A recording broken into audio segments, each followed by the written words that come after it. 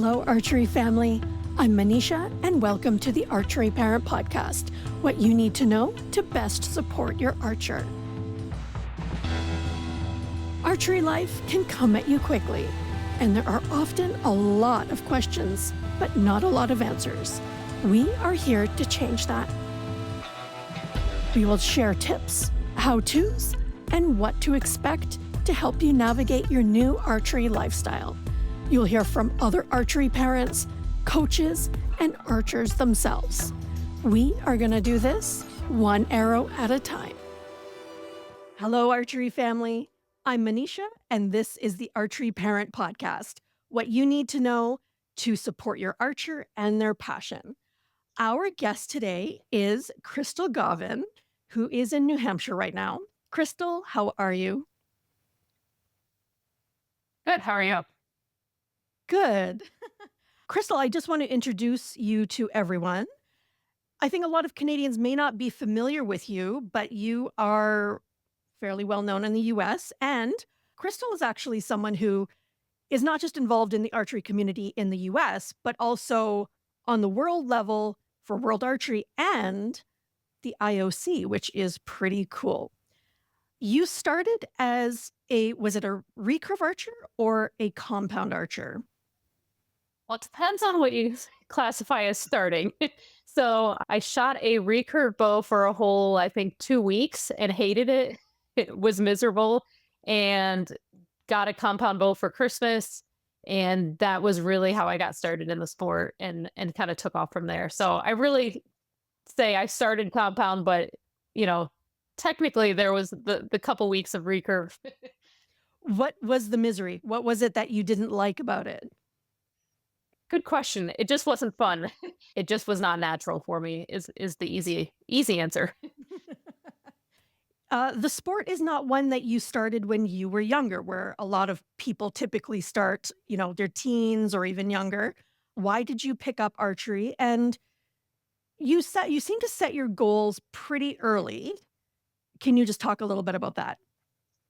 Yeah, so I started at 28 and a half was the first time I'd ever picked up a bow. And I would say it was kind of perfect timing. So my husband and I had been racing in cycling. So we were doing mountain bike and cyclocross racing. Let's just be honest, I was terrible. And so it was something where we were doing the same sport, but, we never really saw each other because if you went on a training ride, he was always going to be faster. And so we were looking for something to do together that still had that competitive outlet. And by luck, the person who helped us the first time we went to a range was Butch Johnson, the 5-time Olympian. Didn't know who he was, and he set us up and helped us out. And he kind of gave us direction on, okay, there's a warm-up tournament in a couple weeks. You guys should come, and just invited us. And I use tournament loosely because there's no timer. It's just very casual and a fun way to compete with no pressure. And did that. A fluke thing I ended up, my first real tournament was Lancaster. So not typical for people. I didn't do any local tournaments per se, I think I had done one of these warm-up tournaments and went to Lancaster. I found out the night before that I was having a Friday off work. And at the time it was just Friday, Saturday, Sunday. There was 4:00 line open on Friday. So I registered at late Thursday night, drove to Lancaster Friday morning and shot the 4:00 line. But that for me was really the catalyst because I shot on the practice range next to Jake Kaminsky, Brady Ellison, Bridger Deaton, and a couple other archers who had just gotten back from Nîmes. And so just listening to them and being exposed to what was available, because I didn't know anything about archery. I didn't know the sport had World Cups or World Championships I honestly didn't even know it was an Olympic sport, as big of a Olympic person I am. So that really opened my eyes. I went to every single seminar that was available. So I remember going to one from Rio, and there was one that JV Veneta and Erica Jones and Christy Collin put on, and a women's seminar. I think Chuck Cooley did one on lenses, and I took an inordinate amount of notes.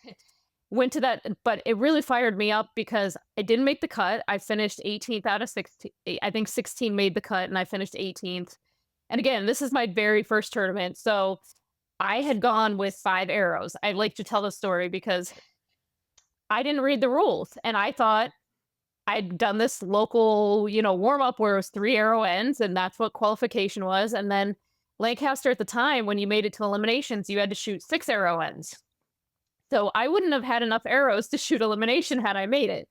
I went, though, the eliminations were in the basement of the Lancaster shop. I went, sat front row. I videoed every single archer shooting in those finals. And for a long time, I would be at home. I was self-coached. I would watch these videos and take pieces from each archer and say, okay, what are they doing well? What can I incorporate or not incorporate? I ask questions. That for me was what lit the fire. And as someone who had been competitive all my life, but never really had that breakout sport, I felt like this was maybe my second chance because some of the people were like, oh, are you going to Vegas in a couple weeks? And I didn't even know what Vegas was. And so then I found out about that. And then I found out about the USAT series in the US and how you can make the national team. And so pretty early on, it went from, okay, this is a stress relief, something fun to do with my husband to, okay, I want to win. I'm a little competitive. What year was that you went to Lancaster? 2013. So I'd gotten the bow for Christmas and then that was January.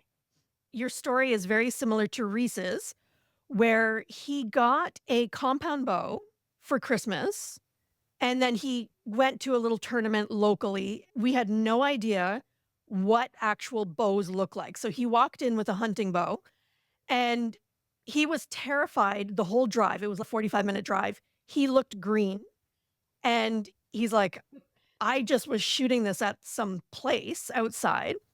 And then you see these bows, you see these stabilizers, you see the sights, you see everybody with their little, most of them were compounds. So you see them with their little clips for the floor. And all of a sudden we walked in and we're like, what is this? And then Reese continued to shoot. In 2015, the Pan Am Games were in Toronto, so we went. And he was like, I want to do that. So Lancaster was actually his first real tournament in 2016, where I'm, as a mom, learning, okay, who is Brady Ellison? Who are all these other names? And then all of a sudden, this was the year that in Lancaster, they were at that small community center well before Spooky Nook. And you're just standing in line for registration. It's like going through the community center and Reese is like, oh my gosh. And the look on his face and all of these people that he has looked up to during that whole year, they're standing behind you, just waiting in line, just like everybody else. So, and then when it moved to Spooky Nook, of course, it's like gigantic, So it's funny that your story, Lancaster for both Reese and you. So you went from being 28 and a half, hanging out with your husband to deciding, I'm going to win. And your trajectory took you to be a 2-time world champion, 3-time World Cup champion, and, which I think is the coolest, you were the number 2 women's archer in the world in 2 years. So talk us a little bit more about that. So you were very competitive and you put your mind to this. Like, what was the process of setting goals? You can say, I'm going to do this, but then the actual process of doing it, finding the time, figuring out a coach. Can you just talk us through that, especially as an older archer? Were those resources available to you? Yeah, so I would say in terms of resources, there wasn't a lot available. I didn't know what I didn't know either, to be completely honest. So it really was, my husband and I traveling together. So we went to Arizona Cup as the first USAT, because essentially once I heard this other world existed, my goal initially was I just want to make the national team.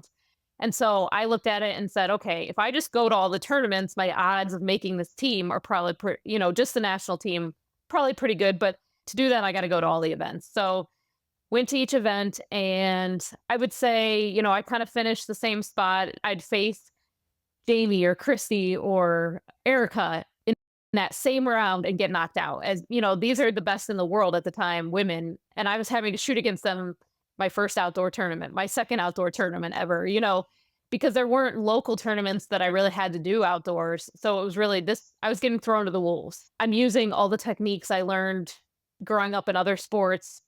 And so that part was easy for me, balancing everything, but I just wasn't making a lot of gain because I'd shoot one, maybe two matches, get knocked out. And I never felt like I was really kind of getting over that hump. And so the big turning point was nationals. We shot 72 on one day and then 72 the next day because it was split into 2 days for the recurvers. And I was able to move up just enough, just those couple places that I didn't have to face one of those top women in the first round or whatever round that was. And so I got to shoot an extra match. And guess what? Then I won that next match and I made it to the final four. Finished fourth, but I made it to a medal match and got to shoot matches and felt a little bit, okay, I'm gaining some confidence. And then what really, in my mind, kind of solidified things was Texas Shootout was at the end of the year back then. And it was the trials for World Games. And so the top 8 shooters would qualify to stay an extra day and do round robin matches. And so I signed up knowing there was no way I was going to make the World Games team, but I just wanted the practice of shooting those matches. And again, I'm shooting against the best women in the world. I distinctly remember my second match was against Christy Collin, and I won that match. And it was like, wait a minute, I just beat one of the best women in the world.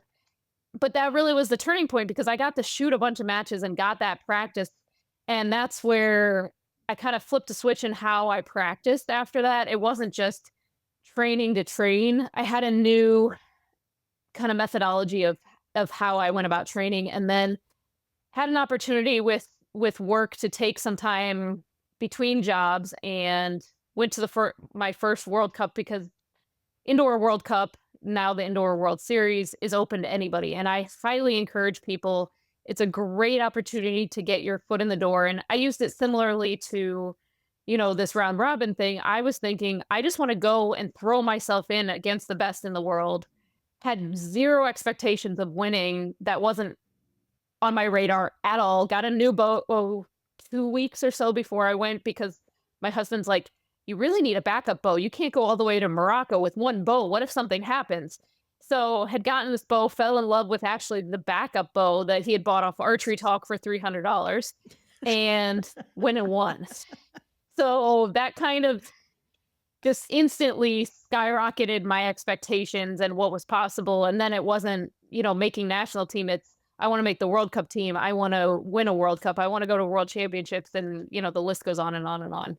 What is so cool about archery is that you can start tomorrow and then the next day you are shooting beside world champions. Your tent is set up beside them. You're sitting beside them underneath the archers' tents. It is such a level playing field. If you're in soccer, you're not playing with Messi. I want people to understand that it is actually like that, where Reese has shot beside Olympic Italian team members or people from Sweden who are on their Olympic team. That's just the way it is. I'm old. I'm not embarrassed if I lose a match. I'm not embarrassed by, not doing well. And I think sometimes, especially kids, I see because they're forced to shoot against the best of the best right away. They don't have that, we don't do a great feeder program, in my opinion, that can be very intimidating depending on personalities. And so it's something that I think parents need to be really aware of in how they present that, in a positive, like this is a great opportunity you're getting, not you're expected to keep up with this person in your first year. I think that's key. You are also a coach and a motivational speaker. Let's talk to why you decided to move into those different roles. Why did you become a coach? I actually started coaching back when I was 16. I instantly loved coaching, especially on the compound side in the US. A lot of it, especially the top archers, were all saying I'm self-coached. On the recurve side, everybody had a coach. And then on the compound side, nobody had a coach. And I thought there was a lot of things that I could really bring to the table, not necessarily just in coaching, but just giving people access to training plans. I mean, you look at any other sport and you can Google a couch to 5K or, how to run your first half marathon or cycle this. And no one really talked about training plans. It was, I go out and shoot 300 arrows every day, or I go shoot 10 Vegas rounds a day, or whatever it may be. For me, it was an opportunity to, again, make some money because even as number 2 in the world, I was not making money in the sport. I was breaking even with my travel expenses. Yes, I was fortunate I had a job to support myself, but obviously any extra income is good. And so I was able to kind of combine my love of coaching and trying to help that next generation initially. And then as I phased out of competing, I've really tried to build that up. The coaching, I've really been able to pour that time that I used to spend training now into my athletes. There's coaching, there's training plans, and then there's just kind of doing your own whatever. And coaching is the hands-on. It can be virtual, but it's really giving instruction, coaching the mind as well as the body. It's all encompassing. Whereas to me, training plans are something you could have a coach and a training plan, or you could have a training plan with no coach. A training plan is just a set, this is what you're doing today, a set prescription, so to speak. I want to be hands-on, really in depth with them. I've come out with similar, what I call pre-made training plans for archery. And, I can work back from there and create a training plan that fits. And that's been really fun, is just going through the year. And there's periods where you should be doing really high volume. There's periods where you should be doing strength training. There's periods where you need to be really focused on kind of those extras. Like when I said I changed how I trained coming off those eliminations, I started shooting in practice simulation matches. I think it's really important that people don't just shoot their bow. You're never going to reach your potential doing that. And I think it's an area that the sport as a whole has really missed, especially in North America. I think other countries are doing a really good job of treating it like another sport. And it's something I think we're still very far behind in North America. So you have a really holistic approach. Can you just share your website with us? Yeah, it's just crystalgauvin.com. So it's CrystalGauvin.com. A training plan is not shoot X number of arrows this many times a week. You take this approach of, you talk about nutrition. Can you talk about the different parts? What, for parents that aren't familiar, what makes up a training plan? Most of my training plans are just the arrows, but it's not high level. It's very detailed. So it may say on Monday, you shoot 20 blank bale arrows, and then you shoot 30 arrows at a target, but not for score. And then you do X drill, and then you do Y, and then you cool down. And then Tuesday, maybe you just shoot a scoring round with 3 ends of practice to start. I recommend doing some strength training or cardio. That's where I incorporate, okay, what's your nutrition? And I want to be clear, like, I'm not saying you have to eat some, super healthy diet. What I actually really strongly support is being consistent. So again, this is something I actually remember from that very first seminar I went to from Rio. He said, like it or not, if I eat McDonald's every day at home, when I'm over in China competing, should I be eating rice and all these other foods that they have available? No, I need to eat McDonald's because that's what I've been eating at home, and that's what my body's used to. And I see it all the time. My husband was a rifle shooter in college, and before Olympic trials or nationals or some event, he decided to give up soda because he was a big soda drinker. And so for 2 weeks, he had no soda. He went in the very first day and shot terrible. And so the next morning on the way to the range, he goes to Burger King and gets, the massive, large soda. Well, guess what? He went right back to the top where he should have been. So in my opinion, yes, we all want to be healthier, phase it in over time, but don't make changes. And so That's the nutrition piece. Then we have the recovery piece. And the recovery is not just physical. I think a big piece of recovery in archery is mental. And it's an area that we really ignore. And I had an archer, one of my students, end of the year, I told her, okay, you shot nationals, you have nothing again until January. I want you taking 2 weeks completely off. You're not allowed to do anything archery related. You can't shoot your bow. You can't watch any archery matches online. Well, 3 days later, I get a call from the parents. This archer's crying. What did you do? What did you tell her? And I said, I told her she couldn't do anything archery for 2 weeks. I have very strong, very, very strong opinions about specializing, and this goes into the mental recovery, because if all you have is archery, she was 14 years old, go to the movies with your friends, read a book. Like, I don't know, what do normal 14-year-old girls want to do? But she was so devastated that she couldn't do archery because that's all she knew. And so I think it's really important to have things outside of the sport. I feel confident to a certain level. If people need beyond that, I have recommendations for them of people that they can work with, because let's be honest, like, people have devoted their life to the mental training in sport. And I really encourage all of my archers to learn their own equipment, be familiar with it. I'm not necessarily saying they have to do all the work themselves. Like, all of the pieces combined is important. When Reese started in archery, so I come from endurance sports, and to me, I saw so many parallels to archery being an endurance sport. And when I started talking about it, even to coaches, they're like, no, it's not. I'm like, wait, what do you mean? You're out here for 4 hours. How is that not an endurance sport? So I started bringing in certain nutrition and hydration. I used to be able to see his scores, okay? And then at certain times, like a certain end, it would dip. And then I would say, okay, you have to drink. I'm watching you. I can see that you're not drinking. And then all of a sudden, he would do a hydration, fuel, whatever you want to call it, and you would actually see the scores go back up. My little experimentation on my son, in a way, really reinforced the idea of how important nutrition is. And everybody knows that when you're running a race, you don't eat oranges for the first time if you have never eaten oranges during your whole training cycle.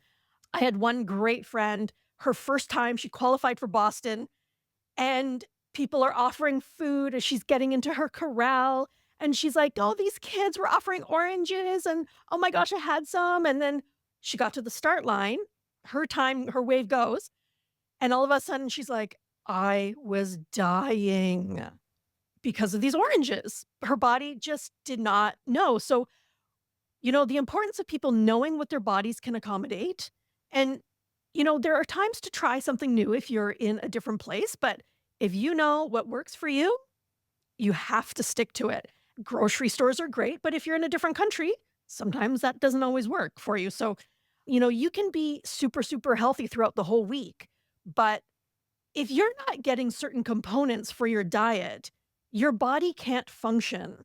So people and I have worked with a sport dietitian for a long time, sometimes that healthy food doesn't do it for you in competition unless your body is attuned to that. I don't want to be a stickler for like constant healthy eating, but when you get to know your body, as archery is an endurance sport, in particular when you're traveling to climates that are so different than your own. And we're going to talk about weather and acclimating to weather. You do it a lot. Acclimating to food is vital to success of an archer. What are ways to be realistic about it, about the expectations of what a training plan is? Like, we know someone who tried a mental performance coach and they went twice and they're like, well, I'm not shooting any better. Training plans are not instantaneous. What should a parent know about a training plan, and how can they encourage and keep their archer motivated to continue with a training plan? There's two things that I want to highlight when it comes to realistic expectations with training plans. The first is exactly what you're saying. It's not an overnight. It takes time, and And some interesting stats on especially younger archers, well, younger athletes in general, is that those that are slower to progress from the beginning typically have longer, more successful, reach higher peaks. You may not want to see instant results. Like that might not actually be the best thing. And I think the important thing is to give it a realistic time frame. So set that time frame in advance because there is not every coach or training plan is right for every archer. And this is something I actually really stress and I think people miss the mark on all the time when they hire coaches. Just because somebody coached somebody else well or because they were a good archer themselves does not make them a good coach. You should be interviewing anyone that you want to work with, whether it's you or your child.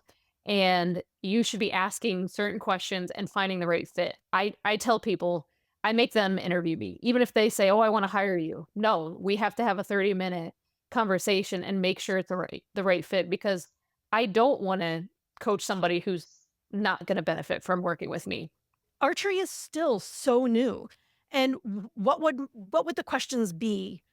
Yeah, I think everybody's different on what those questions should be, but it's making sure number one that the values align. So what's important to you and making sure. So there's some coaches who are, it's my way, right or wrong, you follow what I say. And there's other coaches who say everybody's different. I coach each of my athletes differently. There's two very different approaches and one you may fall into one category or another in which you agree with. And then there's questions like what does a training plan look like? Or not even just training plan. What's your coaching style? What's included in your coaching? So I'm very clear. I have a whole packet I send people who are interested in this is what's included in coaching. So some questions to ask are what's the feedback? How do I get feedback? How often are we in communication? Can I text you at any time of day? Does it have to be done through email? Are we only exchanging information once a week or once a month? You know, are you watching me shoot in person? Is it virtual? All those types of things. Because again, some people want a hands-on, somebody who can, actually touch their body and manipulate their form. And other people don't need that. They're fine with virtual. And so finding someone who fits with you, what's the expectations on both ends? Those are the types of questions. What am I expected to practice X number of days per week? Am I this many hours? Do I need to give up all my other sports to do this? All those types of things. Again, it's just, you have to sit down. I think it's important for parents or archers to sit down and come up with their own list of questions of what they're looking for. When you think of, okay, the perfect coach, what does that look like? And outline the questions that can help you find the person. And I really encourage people to talk to at least 2 or 3 people, not just one. And you can kind of compare the answers and you'll start to see a pattern of, some people say the right thing, but then when you dig in a little deeper, you start to see, okay, that's really what I'm looking for. Or yes, that really is the type of coach I want. There's some coaches who are more encouraging, and then there's some coaches who are a little bit harder. And depending on your personality, some archers need that person who's going to get the whip out and crack it every once in a while, and others need the person who's going to handhold and pat them on the back and just always be encouraging. So finding that right fit is really important. So setting that time frames and say, okay, I'm going to give it 3 months or 6 months or whatever that time frame is in advance of starting, I think is really important because, again, I think too many people back out too quickly, but then you also have the other extreme of people who just stick with something because they've been told this person works or this training plan works and it's not working for them and they're afraid to quit. There's such a negative connotation around quitting in our society that sometimes quitting is good and for our benefit. And so I think setting that time frame in advance is critical. I have some archers I've worked with who kind of a general, I do 10% of it. I follow 10% and then they wonder why they're not making progress. And then I have the other extreme of they're so regimented, they have to follow it 100%. They never make a change, even if it really greatly affects them negatively. And again, going back to that whole person approach, I really tell people, I stress 90%. you should be hitting the training plan 90% of the time. I don't actually want you hitting this 100% because it means you're not adjusting as your life requires. And so that's a really important piece that I want to set out, that no training plan should be, it's not the Bible, it's not written in stone. You need to make adjustments, and not just that 90%, but you talk with your coach and say, like, this is what's working, this is what's not working for me. And the coach should be making adjustments on the fly as you go over time and making it better and better for you. How do you stay motivated? How did you stay motivated when you were very, very active as a shooter, particularly for these long seasons, getting in your workouts, getting in your training schedule, and competing and traveling and having a life and working and having friends and a partnership? How did you stay motivated? What kind of suggestions do you make to the parents of your archers and the archers to stay motivated? 2023, we had the Pan Am Games that actually fell in November. The Parapan Am Games fell even later in November. So for archers who started Vegas, Lancaster, January, Feb, and then all of a sudden their season is going into the end of November, like, that's a lot of time shooting and preparing and constant. What do you share with that about staying motivated? The first is, this is where, again, it's crucial that archery isn't the only thing in your life. If you have family and other outlets, I think that makes a huge difference with motivation, because then when you're doing archery, you're focused on archery, but then you decompress, you leave it behind, and you do something else. In terms of a long season, I think this is where I think it's really crucial. And I think it's something that we don't talk enough in the archery community about. Every tournament you go to should not be an A tournament. It should not be a tournament you're necessarily trying to win, even if you're a pro archer. You should be picking out maybe 2 events a year are your A tournaments. Then maybe you have 3 events a year as your B tournaments. So perfect example of this, when I was on the World Cup stage doing that, the World Cups were my focus, not USATs. And people said, well, you have to qualify to make the World Cup team, and how can you go to a USAT and not, expect to win if you just were on the podium at a World Cup? And it was because I knew I didn't have the mental capacity to be 100% at every single tournament. Mental capacity, but physically as well. You're, again, going back to the training plan, you can design a training plan to peak for certain events, just like you would. You don't see marathon runners running 10 marathons a year. It's just not possible. You really can't expect to be your best every single weekend, because your body needs that recovery. Your mind needs that recovery. And so picking those, okay, maybe Vegas was your focus, and then maybe you had another tournament in June, and then Pan Am, the qualification for Pan Ams is maybe in June, and then Pan Ams in November. You pick those 3 events and you put all your energy into those, but everything else along the way is helping prepare you. You're making mistakes, you're learning something from those other tournaments. They're not the end all be all. You're not trying to shoot a personal best at all of those. Now, with all of that being said, I think once you get to the top level of archery and you are traveling as much as you are, especially on the compound side, there was one point in 2016 maybe where I was on the road something like 29 straight days. And I went from China to California to Colombia to Pennsylvania. And I will be completely honest, by the time I got to Pennsylvania, a local news reporter interviewed me, and it was the worst interview I've ever given. I was just like, I'm just tired and I want to go home. I was motivated to do well in the tournament, but ultimately, being on the road for that long, I had reached my point, my max point. Colombia was a huge success. It was phenomenal. That's one of my all-time favorite matches that I was in. But I just had reached my point of, okay, yes, it was more convenient. And yes, I saved a bunch of money going from place to place and never going home. But in the future, I know, 20, 21 days is my max. Past that, I'm not able to perform on any level. Don't know if it was 2 years ago. The US team were just flying everywhere, and you would see them at a USAT exhausted. And then all of a sudden, people are like, oh my gosh, he didn't shoot really well. She didn't shoot really well. Yeah, they just got off a 48-hour travel. They probably were only home to do laundry, and now they're jumping in a car on another plane.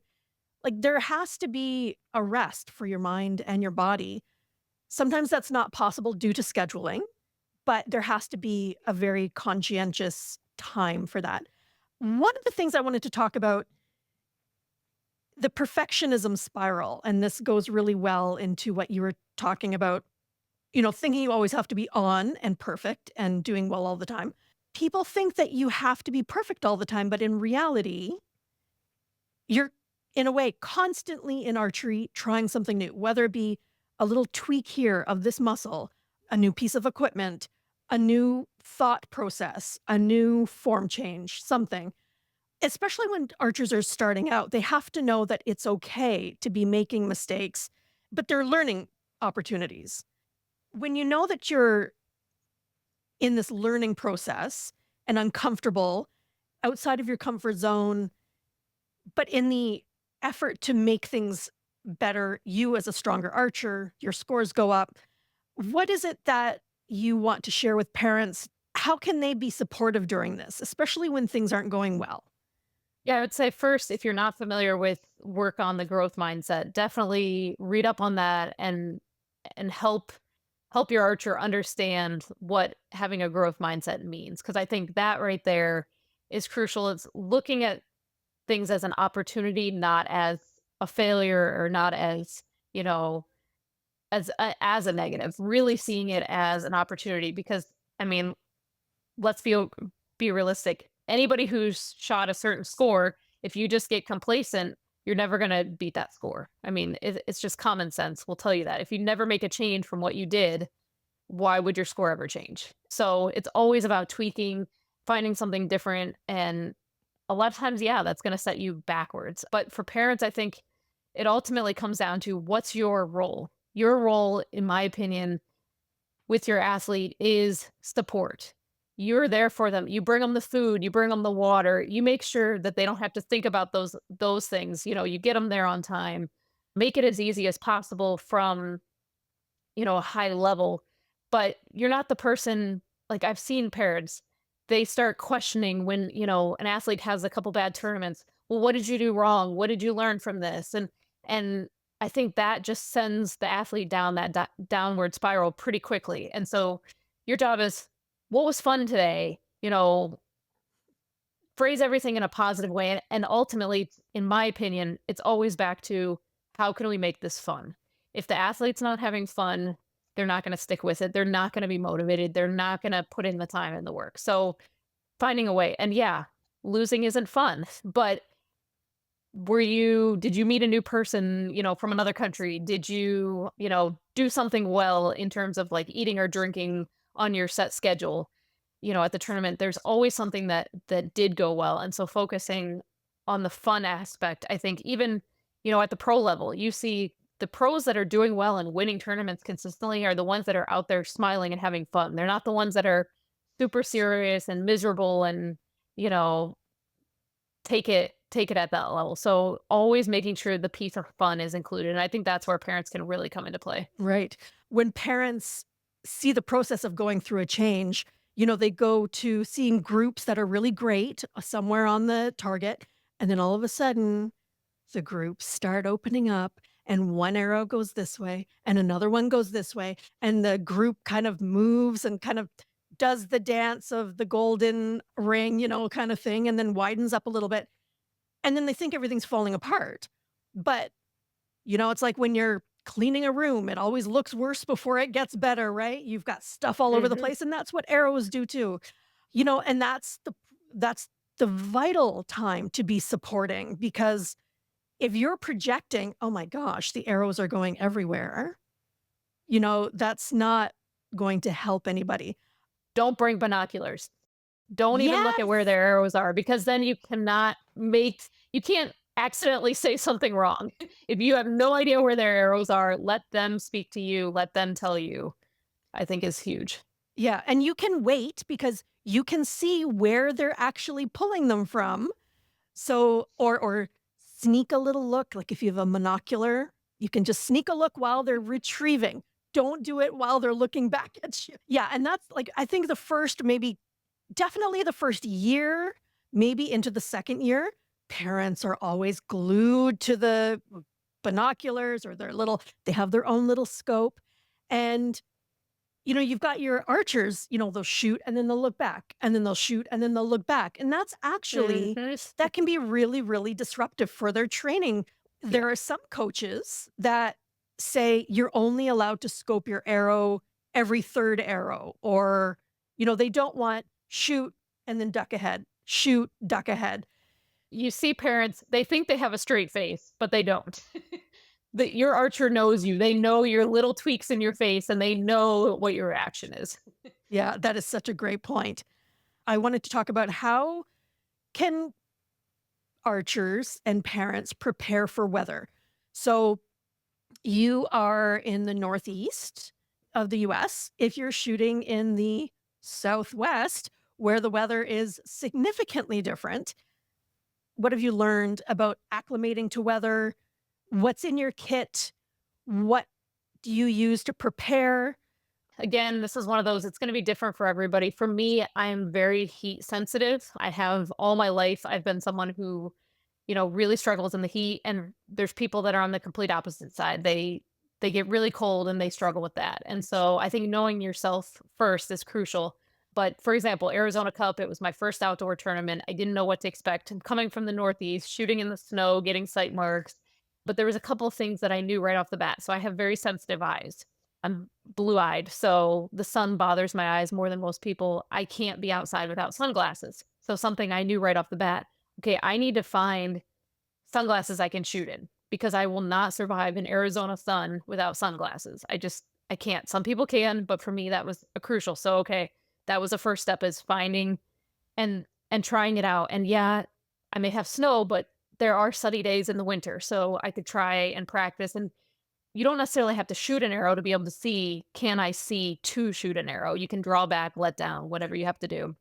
Another piece for me, after the maybe first year or two in Arizona, what I found was being so dry. I was already doing a great job on the hydration side. I'd had hydration sponsors in the past with my, cycling and marathon, half marathon work that I did. And so that part I had dialed, though something I really introduced electrolytes to a lot of archers. They weren't familiar with that.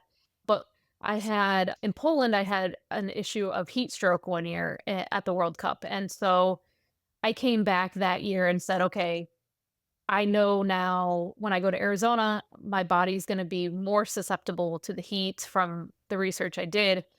And I don't want to have another episode. So what can I do? So I did a lot of research and found that sauna or training like that, you can do heat adaptation training. And again, other sports do this. It also works for altitude. If you're going to altitude and you have trouble with altitude, you can do heat training in advance, and that will work for altitude as well. Now, I'm not independently wealthy. I don't have, access in my house to a sauna or a hot tub or anything like that. But the local YMCA, pretty inexpensive. I was able to join. They had a sauna. And so I went in and did training sessions. I can't remember now what the protocol, but again, I'd researched this and knew, so many days, weeks in advance, you start at 10 minutes and you build up to a half an hour or something like that. And especially women, they found, are more susceptible, get more benefit from this heat adaptation training. So that's a key piece. So again, knowing you and your body. Maybe you're coming from a hot climate and you have to go shoot. I remember at Indoor Worlds, we were in Yankton and it was really cold in the building, and some of the archers from warm climates were really struggling. And so knowing that in advance, maybe they would have practiced trying to shoot, maybe you can shoot in gloves, maybe you can't. Maybe there's certain clothing. The biggest advice for any kind of weather, whatever you think you might want to use, shoot in it at home. So I see this all the time when it comes to rain gear. You have people who know they travel with their rain gear in case it rains, and they get all excited. They think they're prepared and they break out, their rain jacket or this clothing or that clothing. And then guess what? The string hits, or, whatever the case may be, and they can't shoot in it. And then they're just as miserable. They've traveled, packed all this stuff, and now it was for nothing. So the biggest piece of advice is shoot and practice in anything you think you could use. And it's not just for rain, it's not just for heat or cold. Another example, the sun. I was in a World Cup finals in Copenhagen. We stepped out on the finals field at finals, the way they do it is the day before you get familiarization, and you get to spend like 15 minutes on the stage where you're going to be shooting your matches. I get out there, and that time of day, the way the sun was, it was right in my eye. I couldn't see the target to save my life. Had a golf clip. We clipped, that on the side with a playing card. Similarly, we had people various years putting playing cards with a rubber band on their scope with compound. So basically think of every possible iteration of something that could cause a problem and have a solution for it and practice it. And then that takes me to wind, which for me is my favorite. I know a lot of people don't like shooting in the wind, but again, going back to that first year, that tournament in Texas that I referenced, my last USAT of the year, it was crazy windy, very windy. I mean, there was definitely people who missed arrows. Now, the good people missed 0 or 1. I missed 8. I still remember this. And I came home and said, okay, I am never going to have trouble in the wind again. I made it a point of, because I think a lot of it gets in your head. It becomes a mental thing like, oh, I'm scared of shooting in the wind, or, oh, the wind's going to do this or that. Embrace it. So I decided I love the wind. Where I lived was pretty windy. I shot in the wind, at least some wind on a regular basis, but I used that as my advantage because I knew if I like the wind, if I can shoot in the wind, that's giving me a huge advantage over these people who only shoot in perfectly clear days.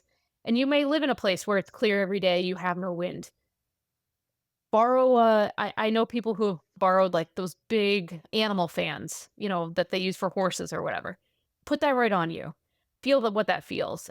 Another thing to really think about when it comes to wind is what you're feeling on you is not what's happening to the arrow. So I've been in places where you feel nothing on you and the arrow's, going over inches. And then vice versa, there's times when you're getting blown around and the arrow's not moving at all. So learning to read the wind is a huge, huge piece. And this is something, again, where I think the maturity of, again, not specializing in one sport, you learn to pick up on these things. If you've played other sports, you've learned how to read. Maybe you played soccer and you learned how to read your opponent, how they're coming to the ball, or, whatever sport it may be. But I think there's always pieces you can pick up. And I think this is where the mental side, again, comes into play. Ultimately, learn to embrace whatever the weather or whatever the conditions are. And you're already setting yourself up above the people who are walking around miserable. So true. And shoot at different venues during your training time. They're in Canada, in Quebec, there's actually a range that people will go to on purpose because it's surrounded on 4 sides by trees and other landmark. So scores are super high. In Victoria this year, the Canadian Nationals were there, open, and the wind at the shooting line was different than the wind at the halfway point, which was different at the targets. So a lot of frustration, but sometimes you just can only do what you can only do, right? You can just see the flags, see what they're doing, and learn to accommodate that. I wanted to ask you about sunglasses. So you said, it's important that you wear them. Not all sunglasses are fit for shooting. What specifics make for an ideal shooting glass? Yeah, so I think there's a couple things that, again, it varies depending on recurve compound, your face shape, but some key things right off the bat. You want a quality lens. I mean, hands down, you shouldn't be shooting in dollar store sunglasses because you're going to get some kind of distortion. And that takes me to the second piece is polarized sunglasses. You don't want to use, because if you think about the way polarizing, it reflects, the light changes is what it does. And so if you think about it, if you're looking at the target and your sunglasses are then changing that picture, you're getting some distortion and you're losing the exact precision that you want. So it's really key that you choose sunglasses that do not have polarization. And I think that's something a lot of people don't realize. And then when it comes to shooting, again, everybody's going to be a little bit different. When I shot compound, I could shoot in sunglasses that had a nose piece. It was like a flexible nose piece that could be adjusted. When I went to recurve, those same sunglasses that worked with compound didn't work anymore because it was now in my field of vision. So you see a lot of recurve archers removing nose pieces. So finding pairs of sunglasses that have that. Sometimes even just more of the shape of the lens can make a big difference. So whether it's coming over close to your nose or whether it's a little bit, there's a little bit more opening there. For me, what I found, especially with compound, was I needed more coverage on this side. If I didn't, the sun was able to kind of get in because of the way you're angled. So just playing around with it again. I actually, when I was first buying sunglasses, I went to a sunglass store and I, was pretend drawing back my bow. I didn't have one, but looking, picking something across the store and trying to look at it like I would a target and saying, okay, can I see without any interference? And, again, everybody's going to be a little bit different, but trying different things, thinking about what if the sun's above me, what if the sun's to the side of me, because we're going to be shooting at different times of day as well. So Can't you just drill a hole through the lens to be able to see better so that it's not being blocked? And it's like, well, doesn't that sort of, first of all, compromise the integrity of the structure of the glasses and then totally annihilate the purpose of wearing sunglasses? for me, it was very important which hat or visor I wore with said sunglasses. With compound, I had like most of my visors would work with the way the sunglasses fit and turning your head, but most hats that I tried to wear didn't work. And then when I went to recurve, again, it was like a totally different. I had to play around, and there was very specific headwear that I could wear. And again, I wanted the brim of a hat to block more sun because again, I'm sensitive to it. But that's another important piece. Don't just try on the sunglasses. You got to think of everything that you're going to be wearing day of shooting. Right. Now, I also want to talk to you about sponsorship because you have been sponsored for different sports, but specifically for archery. Parents are always saying, oh, what is sponsorship? Who sponsors? What is it all about? Talk to us about that because unlike other sports and other high profile celebrities, sponsorship does not equal free. So can you share your different experiences with sponsorship? Yeah, so I have a lot of thoughts on sponsorship, but in general, I actually tell people I don't recommend most people get sponsored. Like that should not be a goal of yours. Everybody has to do what's best for them and what their goals and dreams are. If that's what really motivates you, then that's different. But in general, I think there's a huge misconception of what sponsorship is. And number one, like you said, it's not about getting a bunch of free and getting money. And like I said, when I was number 2 in the world, I still paid for some products. I still didn't have all my travel expenses covered. Now, are there people who can make a living with it? Yes, but it's very rare.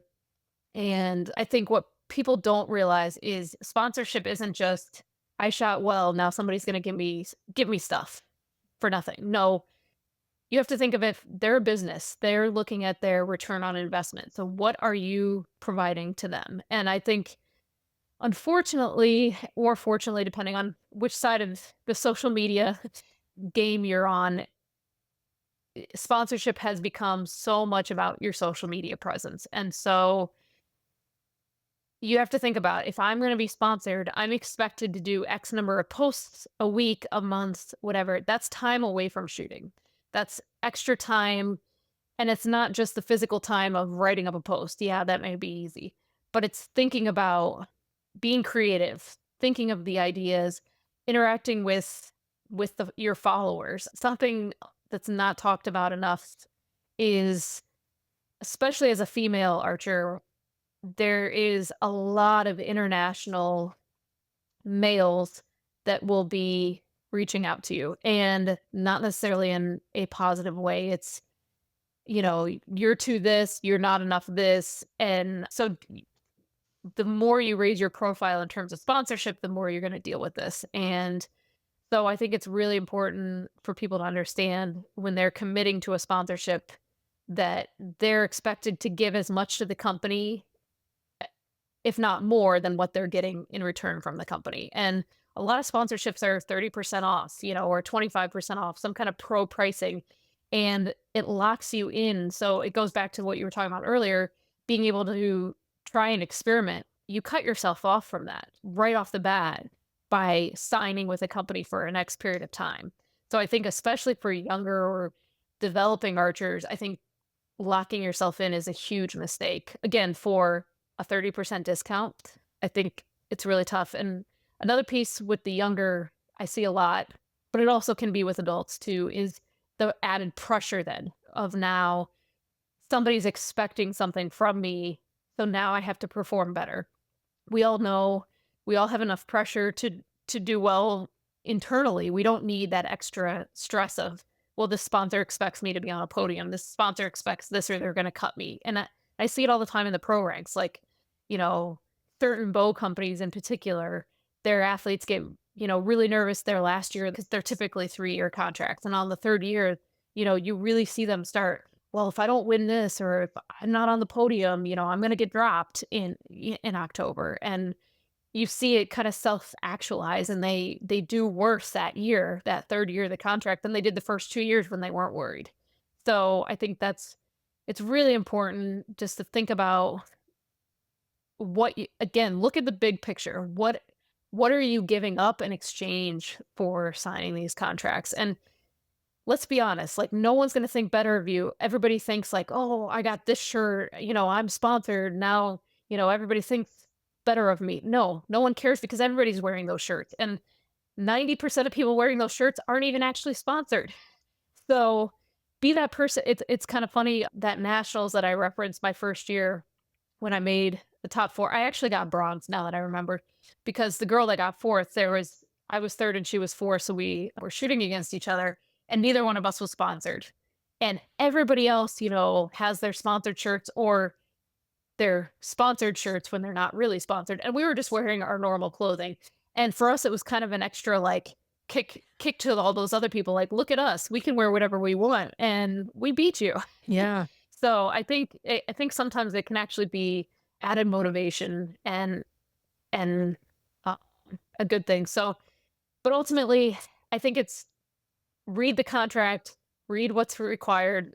Just don't sign anything without reading. I mean, that's life 101, Right. but you see it time and time and time again. And I think there's a time and a place. Like, yes, I had sponsorships, but another piece of it was I had pretty good financial contracts that I turned down because I didn't believe in the company. And I think this is another key piece, is if a company has values and morals that you disagree with, in my personal opinion, it's not worth any amount of money, because you got to remember, you are a face of them. You're representing them. You're saying that you support them. So if they're a company that's on social media, spouting one thing that you really disagree with and is fundamentally against your beliefs, really think twice before signing a contract with a company like that. So I looked for companies who had similar values and beliefs as me. And sometimes you find out after, and okay, well, I'm not going to re-sign with this company because I can't support them. Once you learn, you may not have known in the first place. But I think doing your homework is important, and really thinking again, like, you're tied to them whether you leave later or not. You're tied as someone who represented them at one point in time. And so just thinking about the image that you want to portray out there is important. And as a Canadian athlete, the options and opportunities are so much lower, far and few between. So, we get a lot of American exposure for, especially when you do travel into the US, like, oh, sponsorship. As a Canadian, there is the reality that that's not really going to happen unless you are on the national team. So the likelihood is not high, but it is possible. And as you said, 25%, 30%, some people are asked to be ambassadors compared to being a sponsored athlete. And the difference between that, if you think, well, I'm going to be an ambassador, you only get money if someone buys the product from your link. And it could be like a 10%, like $5, $6. It's not lucrative even through the sponsorship option or ambassadorship option. I wanted people to know that because a lot of people ask me about it and think that it is a good way. And then the other difference too is the money that compound archers can make versus recurve archers. That is not even a sliver. So for parents out there, there is more money in compound shooting. And recurve, it's just different. It's just very different. Yep. Yeah. Well, and I tell people to think outside the box. Like, it's not all about sponsorships. You can make more money doing other things. I mean, have a we joke about, this, but like have a bake sale. You think of other sports, and these teams do fundraisers and they're able to raise good amounts of money. I remember when I was on that B national swim team and I had to pay a lot myself. My family didn't have the money. I did, various fundraising things. And I think that can a lot of times bring in a lot more and help you without tying you to any commitment. And financially is a lot better. Like I said, 10% discount or something like that. Think of local, like how can you benefit your local community, your local shop? Maybe you have, I've heard people doing like a date night event at their local archery shop and they put it on and the shop lets them rent, have the space for the night on middle of the week, a night, maybe they're normally closed or it's slow. There's lots of options. Be creative. Use this as your opportunity to kind of think outside the box instead of being tied to, well, I got to make another post. I got to say I like this about this in a different way and not be able to experiment with other equipment. What's really, really strange about the Canadian archery community is that they don't fundraise. And it's kind of looked down upon or not even considered. Like every other sport does fundraising. Everything from collecting wine bottles after Christmas and taking that money in, or like you said, bake sales or anything. So I've done t-shirts, the bracelets. I've done a whole host of things on my end. And then actually my husband, or after our first year in Arizona Cup, he started making arrow pullers and he had seen something that somebody had and he went back and he worked in a lab that made epoxies and urethanes and he made hands down, and this is not me saying this because he's my husband, hands down the best arrow puller you've ever, like I have people coming up to me 5 years after they bought one saying, this thing's incredible. It still works. And the feedback's been phenomenal. So he kind of has his own little venture with that. And so I'd be the salesperson hucking those for him because he's not really into the public scene. He just makes it behind the scenes. But yeah, I think for me, again, this goes back to like, how can I have other outlets and other interests besides just shooting arrows? And so I was able to have kind of a creative outlet with like the bracelets and the t-shirts and things like that. Does he still do those arrow pullers? He does. Yeah. Yep. Cool. He actually bought the equipment because he no longer works at that job. So he bought the equipment to make it in our house. So he's invested heavily. So any archery shops that want to place a big order, let me know. Is there anything else that you would like parents to know about archery as a sport, things to consider, things to expect, how to support? Like, is there anything that we didn't cover that you wanted to share?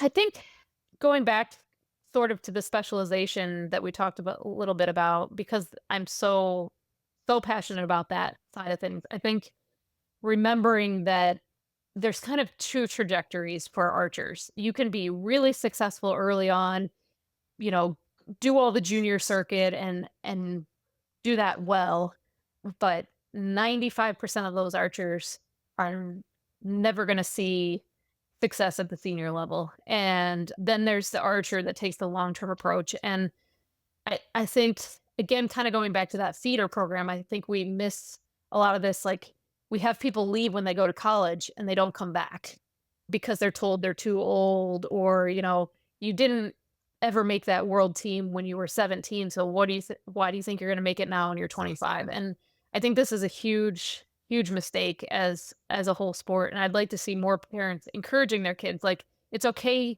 to go to college and not shoot for 4 years. And guess what? Archery will be there again. And maybe it's not 4 years. Maybe you take a 10-year break. But guess what?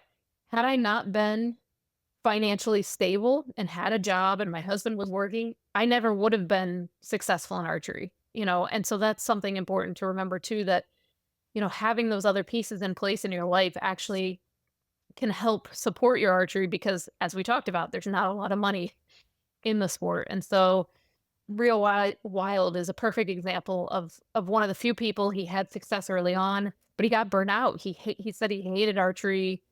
He left for, it was like 10 or 15 years. And then he had one of the longest, most decorated careers coming back. I think he was in his 30s when he came back to the sport. So, I think it's really important to think about, like, do you want your child to have, success and do everything now, or do you want archery to be a lifelong sport for them? And there's no right or wrong answer. For some people, it's really nearsighted to think that age in the sport, another example, Butch Johnson, he made his first Olympic team at 36 and he went to 5 Olympics. So, I would just encourage parents to really look at the whole archer and look at them as a person, as an athlete, and really see what else they can get their hands in.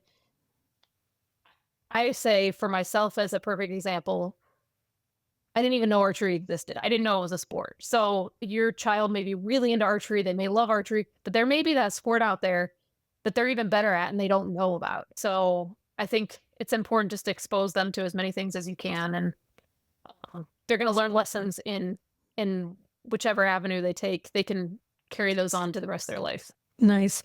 And, maybe give archery a try too as a parent, they might like it too. And then they get to spend more time with their archer, and who knows, it could just develop into something unexpected, right? Oh, before I go, one of the coolest things I think you have done too is you have been a commentator for, I just want to make sure I get this correct, for the Olympic Channel and ESPN, just to mention a few things. How did that come about? It actually started kind of like my archery career as a fluke. I was in Colombia, my first time in Colombia at the World Cup, and had a really bad qualification, had some weird things happen, and ended up not making the finals, which at that time was very rare for me not to make a single, whether it was team or individual. And so someone at World Archery approached me and said, "Hey, you speak good English. You don't seem afraid of a camera. Would you help commentate?" Okay, sure. And things kind of took off from there. I guess I did a good job. And unfortunately or fortunately, I kept making finals matches after that. So I didn't really get to do as many as I would have liked to do, because it was a fun experience. As I was transitioning to recurve, there was opportunities where maybe I wasn't going to the World Cups, or ESPN, it was actually Pan Am Games or Championships. I forget which, but they were in Connecticut. So they were looking for someone. My name got thrown into the mix, and it was actually pretty cool because I was living in Connecticut at the time. So I actually got to go in studio. It wasn't a virtual thing. So I actually got to go to the ESPN headquarters, and we taped every day. I think it was for a full week, the archery competition, and we did the English. So they had someone down in, I can't remember if it wasn't Costa Rica, somewhere in South America, but they had, the Spanish speaking channel, but then we did the English. So yeah, it's been a fun. In my real life job, I do a lot of presenting and getting up in front of people. So that's never been, intimidating to me or anything like that. So it's a fun way. I kind of feel like it's a way to give back and share some of my knowledge to kind of the wider audience that maybe doesn't know as much about archery on the professional level. So what's next for you in the archery world? Or Good question. So I am hoping to expand on my coaching. Like I said, putting in the time for social media to promote myself is a bit of a struggle right now. Definitely plan to still go to some competitions, and I'm on the World Archery Executive Board, so I'll be in Paris as a representative of the executive board for the Olympics. So that'll be pretty cool. But for me, really the focus is the coaching side and the training plans, and really hoping to make an impact on the sport that way as much as possible. Thank you for doing that. Your website again is www.crystalgauvin.com. All this information will be in the show notes. Your link tree is really great. Your Instagram, I love. You are constantly posting like really insightful posts and thought-provoking and, just little drops of information just to help people, keep them motivated, but give them things to think about. Thank you so much. This is the Archery Parent Podcast. I'm Manisha. That's Crystal. We will see you again next time. Thanks for listening to this episode of the Archery Parent Podcast. This show is for archery parents by an archery parent. You can find more episodes at archeryparentpodcast.ca. While there, sign up for our newsletter and check out our blog. Share this episode with at least one other archery parent. The Archery Parent Podcast is available in both audio and video formats. If you have questions, ideas, or comments, we want to hear them. The Archery Parent Podcast is hosted and produced by me, Manisha. Reese Wilson-Poyton and Alyssa Foley are our resident archery consultants and contributors. Fact-checking by Manisha, Reese, and Alyssa. Our theme music is The Stranger by Wooden Flowers, Michael Minart, and Giant Metal Crickets. Sound production is by armedia.ca. Follow us on social media and YouTube for additional tips, how-tos, and what you need to know to best support your archer. I'm Manisha of the Archery Parent Podcast. We're doing this one arrow at a time.